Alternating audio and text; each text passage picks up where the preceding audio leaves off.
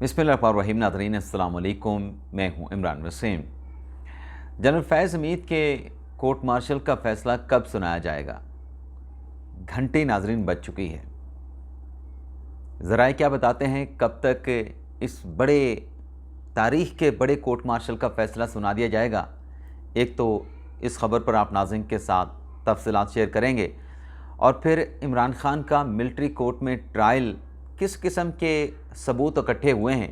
ज़ाहिर सी बात है कि फैज़ हमीद साहब का जो कोर्ट मार्शल हुआ है वो भी कनेक्टेड है इमरान खान साहब के मिलिट्री कोर्ट के ट्रायल के साथ। वहाँ से चीज़ें निकल कर इमरान खान के ख़िलाफ़ जो है वो मिलिट्री ट्रायल कोर्ट में पेश की जाएंगी।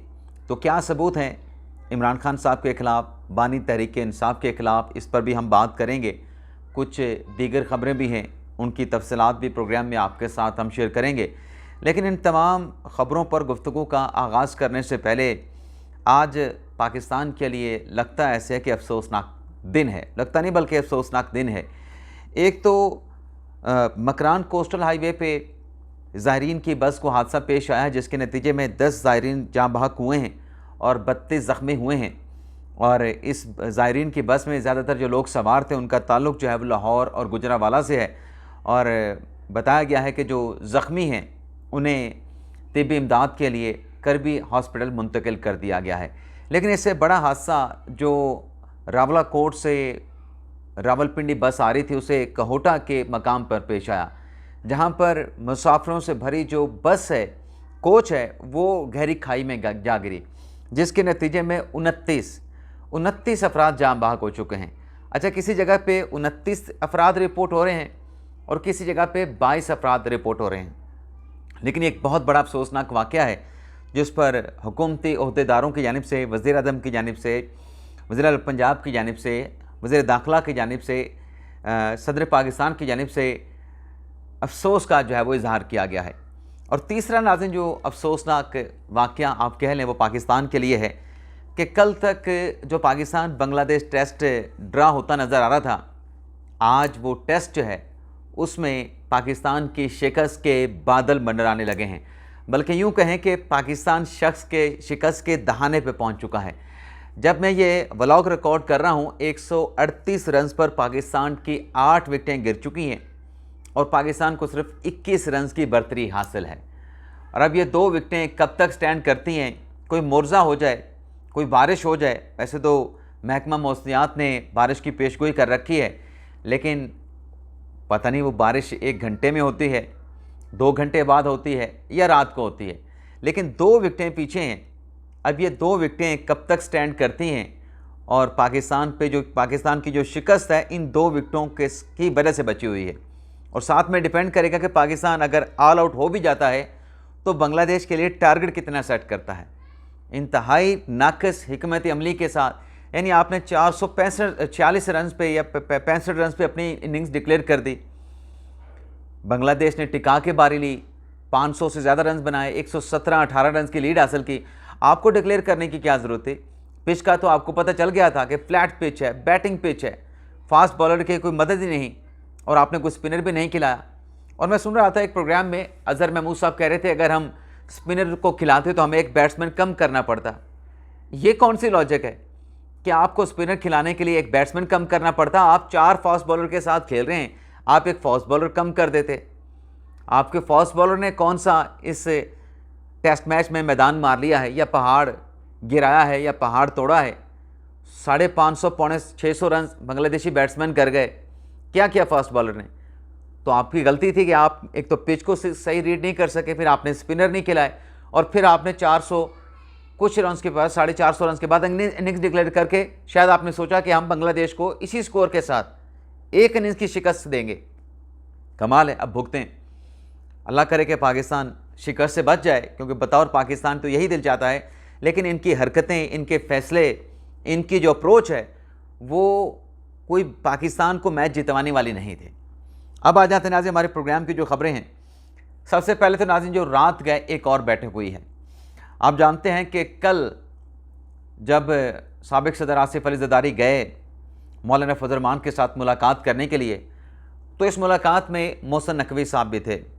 इस मुलाकात में मौलाना फजल रहमान साहब की जमात के लोग भी थे, जैसे कि असलम गौरी साहब थे, अब्दुल गफूर हैदरी साहब थे और एक रहनुमा मौलाना साहब की जमात के मौजूद थे।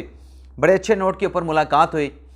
आसिफ अली जरदारी साहब ने एक बंदूक का तोहफ़ा भी जरदारी साहब अपना मौलाना साहब को पेश किया और इस मुलाकात की अंदरूनी कहानी भी मैंने आपके सामने रखी। लेकिन आज इस मुलाकात के बाद बेशक जो वज़ीर मुमलिकत हैं, मिनिस्टर हैं अपने इतलात के, अता ताड़ साहब, जो कह रहे हैं कि कोई किसी किस्म की आइनी तरमीम, जो इजलास हमने 26, 27 और 28 को बुलाया है, इसमें कोई आइनी पैकेज के हवाले से तरमीम मुतारफ़ नहीं करवाएंगे। लेकिन आज जो उन्वान हैं, जो आसार हैं, वो बता रहे हैं कि ये सब कुछ होने जा रहा है। अब इस पे नाज़रीन, रात जो बैठक होती है उसमें सादिक संजरानी साहब जाते हैं, मौलाना साहब के राइट हैंड मौलाना अब्दुल गफूर हैदरी के साथ मुलाकात करते हैं। यानी सादिक संजरानी की और अब्दुल गफूर हैदरी साहब की मुलाकात हुई है और इस मुलाकात में तहरीक इंसाफ के सपोर्ट से जीतने वाले सेनेटर अब्दुल कादिर भी मौजूद थे। अब ये सेनेटर अब्दुल कादिर वो हैं जिन्हें पाकिस्तान तहरीक इंसाफ ने सेनेट का टिकट दिया था, लेकिन जब पार्टी से बात सामने आई कि ये तो बड़ी गेम हुई है, तो खान साहब ने इनको टिकट नहीं दिया था अब्दुल कादिर साहब को, तहरीक इंसाफ के सेनेटर का, लेकिन टिकट ना दे के आज़ाद हैसियत में खड़ा करके इनको जितवा दिया था, अपने सेनेटर के वोट दिलवा के। तो इस मुलाकात में ये भी मौजूद थे और इस मुलाकात के हवाले से बताया गया कि मुल्क की सियासी सूरत हाल और उसके साथ साथ जो कानूनी मामलात हैं उनके पर जो है वो तबादला ख्याल किया गया है। अब यह जो नाज़रीन मामला हुआ है, मुलाकात पहले मौलाना साहब की होती है जरदारी साहब के साथ, फिर सादिक संजरानी साहब पहुंच जाते हैं, अब्दुल गफूर हैदरी के साथ मुलाकात करते हैं। तो ये तो नाज़रीन वाज़ेह नज़र आ रहा है कि हुकूमत के लिए डू एंड डाई की सूरत हाल है। हुकूमत हर हाल में आइनी तरमीम जो है वो करना चाहती है, लेकिन जो तुरप का पत्ता है वो मौलाना फजल रहमान साहब के पास है। जैसे कि कल भी मैंने अपने व्लॉग में आपको बताया था कि 59 हैं हुकूमती इत्तेहादी जमातों के पास सेनेट के अरकान। कौमी असम्बली का गालिबन इतना मसला नहीं है, शायद कौमी असम्बली के हवाले से नंबर पूरे भी हो चुके हैं। असल जो प्रॉब्लम आ रहा है वो सेनेट में आ रहा है, क्योंकि 64 का नंबर चाहिए और 5 जो वोट हैं वो मौलाना फजल रहमान साहब के पास हैं और 59 में अगर 5 मौलाना साहब वाले ऐड हो जाएं, 5 हैं या 6 हैं, तो ये 64 या 65 हो जाएगा। अब ये जो मैजिक नंबर है सेनेट के ऐवान में और कौमी असम्बली के ऐवान में, मैंने तो आपको एक व्लॉग में बताया था कि मेरे जो ज़राए हैं उनका ये दावा है। अच्छा, मैं बार बार आजकल जिस तरह की सूरत हाल चल रही है, मैं दावे का लफ्ज़ इसलिए इस्तेमाल करता हूँ कि दावा ख़बर नहीं होती, दावा एक असेसमेंट होती है, दावा किसी एक शख्स की कही गई बात होती है, एक क्लेम होता है। तो अब हमारे ज़राए का दावा था कि ये मैजिक नंबर पूरा कर लिया गया है, लेकिन उसमें क्लैरिटी भी कौमी असम्बली में या सेनेट में आज साले जाफ़र साहब ने भी खबर दी है। साले जाफ़र साहब ने यह बताया है कि हर दर्जा जो काबिल एतमाद पार्लिमानी ज़राए हैं उसकी तरफ से ये दावा किया गया है, यानी साले जाफ़र साहब अपने ज़राए से ख़बर दे रहे हैं, ज़राए से ये दावा कर रहे हैं कि मैजिक नंबर जो है उसका हुकूमती इत्तेहाद ने बंदोबस्त कर लिया है और जो हदफ था ये मैजिक नंबर हासिल करने का, इंतहाई राजदारी के साथ ये जो मिशन था इसको बड़ी हद तक कामयाब कर लिया गया है। अच्छा, यहाँ पे साले जाफ़र साहब जो लफ्ज़ इस्तेमाल कर रहे हैं ज़रा गौर करें कि साले जाफ़र साहब कह रहे हैं कि बड़ी हद तक इस नंबर गेम को कामयाबी से जो है वो मुकम्मल किया गया है। बड़ी हद तक मुकम्मल यानी कामयाब हो चुका है ये प्लान नंबर गेम का।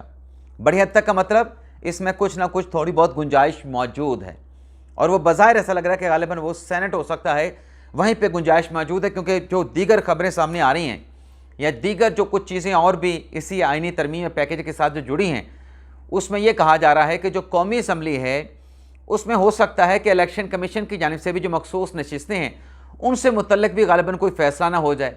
इलेक्शन कमीशन कोई इजलास बुलाए और वो जो मखसूस अरकान थे जिनको डी नोटिफाई कर दिया गया था सुप्रीम कोर्ट के हुक्म की रोशनी में, और उस हुक्म के बाद जो 12 जुलाई का सुप्रीम कोर्ट का फ़ैसला आया, जिस फैसले के नतीजे में सुप्रीम कोर्ट का फ़ैसला गैर मौसर कर दिया गया, उस डेवलपमेंट के बाद अब मसला सेनेट का, जैसे मैंने कहा कि ये जो मखसूस नशिस्तें और कौमी असम्बली का मामला है उस हवाले से कहा जा रहा है कि किसी वक्त भी इलेक्शन कमीशन का इजलास हो सकता है और साले जाफर साहब अपनी स्टोरी में ये भी बता रहे हैं कि इलेक्शन कमीशन के बावसूख मोतबर ज़राए का यह कहना है कि आल्दो के हमने मखसूस नशिस्तों के मामले पर इलेक्शन कमीशन ने नज़रसानी भी सुप्रीम कोर्ट में दायर कर रखी है, वजाहत की दरख्वास्त भी सुप्रीम कोर्ट में दे रखी है, लेकिन चूंकि साले जाफर साहब कहते हैं कि इलेक्शन कमीशन के ज़राए का यह कहना है कि नई लेजिस्लेशन के बाद जो अरकान डी नोटिफाई किए गए थे वो दोबारा अहल हो चुके हैं अरकान असम्बली बनने के लिए,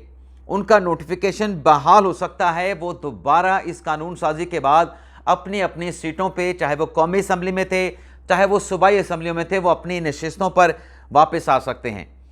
और इस खबर में ये भी रिपोर्ट किया गया है कि ये जो इलेक्शन कमीशन की जानिब से मखसूस नशिस्तों का सीटों का फैसला होना है, इस हवाले से इजलास बुलाया जाएगा, खुसूसी इजलास बुलाया जाएगा, और यह खुसूसी इजलास आइंदा हफ्ते हो सकता है कि किसी भी वक्त बुला लिया जाए। तो ये जब मखसूस नशिस्तें अगर मिल जाती हैं, वैसे ना भी मिलें तब भी नंबर पूरा करने का इम्कान मुझे लगता है कि हो सकता है, या पूरे कर भी लिए गए हों, लेकिन जो सेनेट वाला ऐवान है यहाँ पे ज़ाहिर सी बात है कि एक मुश्किल इम्तिहान, एक मुश्किल मरहला हुकूमती इत्तेहाद को दरपेश है। वैसे तो हुकूमती इत्तेहाद के लोग ये बताते हैं, जो हमारे ज़राए हैं, कि मौलाना फजल रहमान साहब बड़े ज़ेरिक हैं, बड़े समझदार हैं और वो अपने पत्ते ज़ाया नहीं करेंगे। और उसमें वैसे भी चलें, एक और चीज़ भी आपको बता दें कि अगर ये इलेक्शन कमीशन फैसला करता है और मखसूस नशिस्तों वाली पहली जो लॉट है जिसे सुप्रीम कोर्ट ने फारिग कर दिया, जिसे सुप्रीम कोर्ट ने डी नोटिफाई कर दिया इलेक्शन कमीशन के फैसले के नतीजे में, वो दोबारा अगर वापस आ जाते हैं तो इसमें एक इनडायरेक्टली मौलाना फजल रहमान साहब को रिलीफ मिल जाएगा। कौमी असम्बली में उनके मखसूस अरकान आ जाएंगे, KP असम्बली में उनकी नशिस्तें बढ़ जाएंगी, और भी किसी न किसी जगह पर उनकी सीटें बढ़ जाएंगी मौलाना फजल रहमान साहब की, जहाँ जहाँ पर उनकी एग्जिस्टेंस या नुमाइंदगी मौजूद है। तो ये मसला तो शायद मौलाना फजल रहमान साहब का हल हो जाए, और ये मसला हल होने के बाद हो सकता है कि मौलाना फजल रहमान फिर सेनेट की वोटिंग के हवाले से भी हुकूमत के साथ कोई बारगेन करें। लेकिन हुकूमती ज़रा ये बताते हैं कि मौलाना साहब जो हैं वो जितना मर्ज़ी सख्त मौक़िफ़ इख्तियार करें, हम उनको मना लेंगे, हम उनके तहफ़्फ़ुज़ात दूर कर लेंगे, हम उनकी रिजर्वेशन को एड्रेस करेंगे। अच्छा, मौलाना साहब के रिजर्वेशन को तो एड्रेस कर लेंगे, लेकिन सवाल ये पैदा होता है कि जो पाकिस्तान तहरीक इंसाफ में तहफ़्फ़ुज़ात और इख्तलाफात मौजूद हैं, जो शकील अहमद साहब जिन्हें काबीना से निकाल दिया गया, वो नाज़िम बड़ा अहम ऐलान कर रहे हैं। शकील अहमद ने जो ऐलान किया है, जो धमकी दी है, बज़ाहिर नाज़िम ऐसा लगता है कि वो धमकी काम कर गई है और इमरान खान साहब के पसीने छूट गए हैं। पहले तो आपको बताते हैं कि शकील अहमद ने कहा क्या है। मंगल के दिन खान साहब से मुलाकात का दिन है, अगर मेरी मुलाकात इमरान खान से ना करवाई गई तो इसके बाद मालाकंड की तारीख का सबसे अजीम और शान जलसा करा दूंगा, जिसमें तमाम हकायक जो मैंने खान साहब को दिखाने हैं वो तमाम जलसे में पब्लिक करूंगा। दूसरा, अपने वर्कर से हल्फ लूँगा कि अगर मुझे 1 रुपये की मेरे पे खुर्दपुर साबित हुई तो जो सज़ा मुझे देना वो देंगे। दूसरा, मेरा कायद जो सज़ा देना होगा वो मुझे दें। दूसरा, मेरे कायद के विजन के मुताबिक ना खुद कौम के पैसों में ख़यानत करूँगा, ना किसी और को करने दूंगा। करप्ट अनासर को कौम के सामने ला खड़ा करूँगा, क्योंकि सारे सबूत आवाम के सामने रख कर फिर फैसला आपने करना है कि किस साइड आपने खड़े होना है। अब पाकिस्तान तहरीक इंसाफ में करप्शन हो रही है, खैबर पख्तूनख्वा में करप्शन हो रही है, ये पाकिस्तान तहरीक इंसाफ का अपना बंदा कह रहा है। लेकिन आज इन इख्तलाफात के मामले को लेके अपने साबिक़ वज़ीर आज़म हैं इमरान खान साहब, उनकी जानिब से एक कमेटी जो है वो तश्कील दे दी गई है। इस कमेटी का जो सरबराह है वो साबिक़ सदर आरिफ अलवी साहब को बनाया गया है, और उन्हें 1 हफ़्ते का मैंडेट दिया गया है कि आप 1 हफ़्ते में पार्टी में जो इख्तलाफात हैं वो कैसे ख़त्म हो सकते हैं, इस हवाले से आप अपनी तजावीज़ देंगे। और आरिफ अलवी साहब जो हैं, जिन्हें कमेटी का सरबराह बनाया गया है, वो ये करेंगे कि जिनके इख्तलाफात हैं पार्टी में, उन लोगों को बुलाएंगे, उनके तहफ़्फ़ुज़ात सुनेंगे। उनके तहफ़्फ़ुज़ात सुनने के साथ साथ ज़ाहिर सी बात है ये मुलाकात भी हो जाएगी, और फिर उनके तहफ़्फ़ुज़ात और उनकी तजावीज़ की रोशनी में फिर अलवी साहब जो हैं अपना प्रपोज़ल बानी तहरीक इंसाफ इमरान खान साहब को पेश करेंगे कि इस मसले को कैसे हल किया जा सकता है। अब आ जाते हैं फैज़ हमीद साहब के कोर्ट मार्शल के फ़ैसले पे कि मुमकिना तौर पे ये फ़ैसला कब सुनाया जाएगा, और बाखबर ज़राए इस हवाले से क्या बताते हैं, क्या उनका कहना है। तो नाज़रीन, जो ज़राए हैं, ज़ाहिर सी बात है कि ज़राए वही हैं जहाँ पर ये कोर्ट मार्शल हो रहा है, जिस एंड पे हो रहा है वहीं के ज़राए हैं, और उनका ये कहना है कि जो फैज़ हमीद साहब का कोर्ट मार्शल है, उनके कोर्ट मार्शल से का जो फैसला किया गया, उस फैसले से पहले जो इंक्वायरी हुई थी, उस इंक्वायरी में बहुत सारी चीज़ें उनसे मुतल्लिक रिकॉर्ड पर आ चुकी थीं। क्योंकि कोर्ट मार्शल का फैसला हवा में नहीं होता, कुछ चीज़ें अगर रिकॉर्ड पे हों, मवाद मौजूद हो, तो तभी कोर्ट मार्शल का फैसला होता है। तो पिंडी के ज़राए बताते हैं कि चूँकि कोर्ट मार्शल का ऐलान किया गया, तो कोर्ट मार्शल में अब ज़ाहिर सी बात है कि फैज़ हमीद साहब का फ़ैसला होना है और उस फैसले में अपीलें भी होनी हैं, आर्मी चीफ से अपील भी होनी है। फैज़ हमीद साहब अगर कन्विक्ट होते हैं तो वो हाई कोर्ट से भी रिजू कर सकते हैं, सुप्रीम कोर्ट से भी रिजू कर सकते हैं। लेकिन सवाल यह है कि यह फ़ैसला इसका कब तक आएगा। इस हवाले से हमारे सवाल पर जो ज़राए हैं उनका ये कहना है कि 15 से कम अज़ कम, लफ्ज़ में उन्होंने जो हमें बताया कि कम अज़ कम 15 से 20 रोज़ में ये फ़ैसला कोर्ट मार्शल का आ सकता है। ना सिर्फ इस कोर्ट मार्शल के हवाले से बताया गया, बल्कि ये तो मेरी खबर है ना, हमारे ज़राए की खबर है, उनका ये दावा है कि ये कम अज़ कम 15 से 20 रोज़ में, बल्कि उन्होंने तो मुझे कम बताया था, मैं खुद इसको ज़्यादा बता रहा हूँ। वो 12 से 15 दिन बता रहे थे, मैं खुद 15 से 20 दिन बता रहा हूँ कि एटलीस्ट इतने दिनों में आ जाएगा। लेकिन मैंने कम अज़ कम कह के फिर भी इसमें कुछ थोड़ी सी गुंजाइश रख ली है। लेकिन जहाँ तक इमरान खान साहब के मिलिट्री कोर्ट में ट्रायल की बात है, तो उस पर जावेद चोई साहब ने बड़े तहलका खेज़ डिटेल बताई हैं कि इमरान खान के ख़िलाफ़ भी बड़े खौफनाक किस्म के जो सबूत हैं, जिन्हें तगड़े सबूत कहा जाता है, जिससे आप ऑफेंस को सब्सटेंशिएट कर सकते हैं, वो सबूत जो है इसी कोर्ट मार्शल के ज़रिए हत्थे चढ़ गए हैं। और इमरान खान साहब का भी जो है वो ट्रायल होगा मिलिट्री कोर्ट में, इन कैमरा होगा। लेकिन अगर इमरान खान साहब ने कहा तो उनका जो ट्रायल है वो ओपन भी किया जा सकेगा, ताकि पूरी दुनिया को पता चल सके कि इमरान खान साहब के ख़िलाफ़ जो सबूत हैं वो किस नौयत के हैं। लेकिन जावेद चोई साहब कह रहे हैं कि तब सबूत इतने तगड़े हैं बानी तहरीक इंसाफ इमरान खान के ख़िलाफ़ कि इमरान खान को उन सबूतों पर जो सवाल उठेंगे, उन सवालात का जवाब देना इमरान खान साहब को मुश्किल हो जाएगा। तो ये जावेद चोई साहब बता रहे हैं। तो देखते हैं, अब मेरे ख्याल से 2 हफ्ते 3 हफ्तों की गेम रह गई है। सोशल मीडिया पे बहुत सारे दोस्त बता रहे हैं कि चैप्टर क्लोज़ हो गया, बाब बंद हो गया, लेकिन अभी तक ऐसी कोई पक्की खबर कि ये हो चुका है वो अभी बाहर नहीं आई है। अभी दावे सामने आ रहे हैं, हो सकता है कुछ की ख्वाहिशात भी हों। लेकिन आज जो नोटिफिकेशन का मामला है, जैसे मंसूर शाह साहब का, जो कि रात आपके साथ खबर शेयर करनी थी, उसमें हुकूमत ने कह दिया है कि नए जो चीफ जस्टिस तैनात होना है, उसके नए चीफ जस्टिस के यानी मंसूर शाह साहब के हवाले से सवाल होता है कि उनका नोटिफिकेशन आप क्यों जारी नहीं कर रहे। तो तारक साहब की तरफ से कहा गया कि ऐसी कोई तजवीज़ नहीं कि नए चीफ जस्टिस की तैनाती का नोटिफिकेशन जल्द कर दिया जाए। मुनासिब वक्त पर सोच विचार के साथ, मुशावरत के साथ नए चीफ जस्टिस का नोटिफिकेशन जारी किया जाएगा। इस बात से नाज़िम बज़ाहिर ऐसा लगता है कि हुकूमत के जहन में कहीं ना कहीं कुछ चल रहा है। जो चल रहा है उसी फिल्म की बिना पे या हिकमत अमली की बिना पे या प्लान की बिना पे हुकूमत जो है वो फौरी तौर पे जस्टिस मंसूर शाह का जो नोटिस है नए चीफ जस्टिस पाकिस्तान का वो जारी नहीं कर रहे। इसे कहते हैं नाजरीन WW2W यानी वेट एंड सी। लगता है ऐसा है कि हुकूमत वेट एंड सी पे चल रही है और साथ में कुछ प्लानिंग, कुछ हिकमत अमली कि आइनी तरमीम कैसे करनी है, जुडिशल पैकेज कैसे अप्रूव कराना है, कौमी असम्बली के अरकान कैसे पूरे करने हैं, सेनेट के कैसे पूरे करने हैं, मौलाना साहब को कैसे राज़ी करना है, और फिर जो मखसूस नशिस्तों का मामला है उस पर जो कौमी असम्बली में कानून साजी की गई है, उस कानून साजी के बाद इलेक्शन कमीशन क्या बड़ा फ़ैसला ले सकता है। इन तमाम चीज़ों पर हुकूमत फोकस भी किए हुए है, हुकूमत नज़र भी रखे हुए है, और बहुत सारी ऐसी चीज़ें हैं जो कि छुपा के या सीने से हुकूमत ने लगा के रखी है और उसकी कानों कान किसी को ख़बर नहीं होने दी जा रही। तो ये नाज़रीन आज का हमारा व्लॉग, उम्मीद करते हैं कि आपको पसंद आया होगा। आपसे इजाज़त चाहते हैं। अल्लाह ताला हम सब का हामी नासिर हो। अपनी दुआ में याद रखिएगा।